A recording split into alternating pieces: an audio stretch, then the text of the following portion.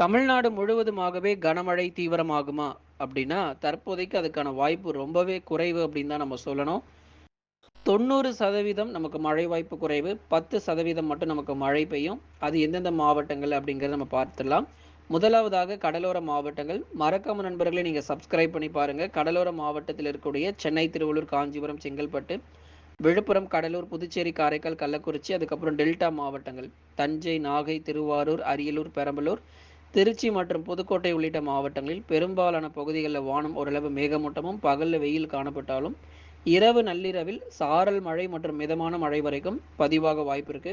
அதற்காக நமக்கு மழையே பெய்யாம வெயில் மட்டுமே இருக்கும் அப்படிங்கிறதெல்லாம் கிடையாது. மழை உறுதியாக இருக்கு.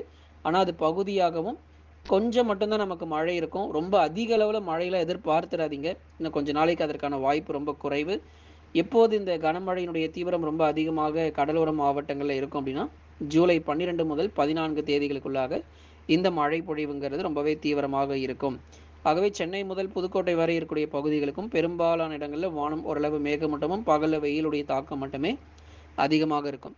அடுத்தபடியாக டெல்டா மாவட்டங்கள் அனைத்து பகுதிகளிலும் நமக்கு வானம் ஓரளவு மேகமூட்டமும், லேசான மழை மட்டுமே எதிர்பார்க்கலாம்.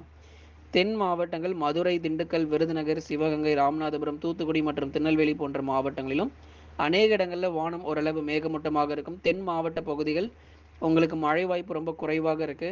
அதிக அளவில் மழை எதிர்பார்க்க வேண்டாம். மதுரையினுடைய மேற்கு பகுதி மற்றும் திண்டுக்கலுடைய மேற்கு பகுதி, குறிப்பாக கொடைக்கானல் மற்றும் அதன் சுற்றுவட்டார பகுதிகளில் பரவலாக சாரல் மழை அல்லது ஒரு மிதமான மழை வரைக்கும் பதிவாகிடும் நண்பர்களே. தொடர்ந்து நீங்கள் லைக் பண்ணுங்கள், சப்ஸ்கிரைப் பண்ணி சப்போர்ட் பண்ணுங்கள். மேற்கு தொடர்ச்சி மலையொட்டிய மாவட்டங்கள், மலைப்பகுதிகளை நீங்கள் தொடர்ந்து கனமழை எதிர்பாருங்க. இந்த நீலகிரி மாவட்டத்தினுடைய மேற்கு பகுதி, கோயம்புத்தூருடைய தெற்கு பகுதிகளில் கனமழை தொடர்ந்து நீடிக்கும்.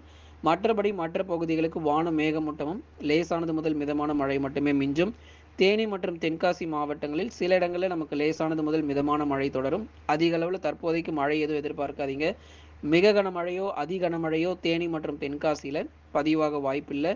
லேசானது முதல் மிதமான மழை மட்டும்தான். அதுவும் அவ்வப்போது தான் இருக்கும். பகுதியான மழை பொழிவாக இருக்கும். கன்னியாகுமரி மாவட்டங்களிலும் இடைவெளி விட்டு சில நேரங்களில் அந்த அணை பகுதிகளில் ஒரு மிதமான மழை வரைக்கும், பேச்சிப்பாறை, புத்தன் அணை, சிவலோகம், கன்னிமார் போன்ற பகுதிகளில் அவ்வப்போது சாரல் மழையும் சில நேரங்களில் மிதமான மழை மட்டும் அதிகபட்சமாக இருக்கும். காற்றுடைய வேகம் மாலை நேரங்களில் சற்று கூடுதலாகவே நம்ம எதிர்பார்க்கலாம்.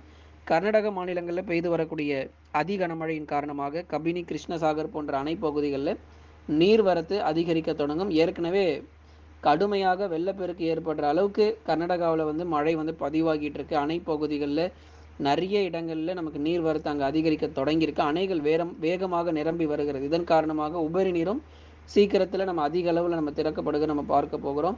தொடர்ந்து மேட்டூருக்கு வரக்கூடிய நீரின் அளவும் நிச்சயம் அதிகரிக்கும் நண்பர்களே. மறக்காமல் லைக் பண்ணுங்கள், சப்ஸ்கிரைப் பண்ணி தொடர்ந்து சப்போர்ட் பண்ணுங்கள்.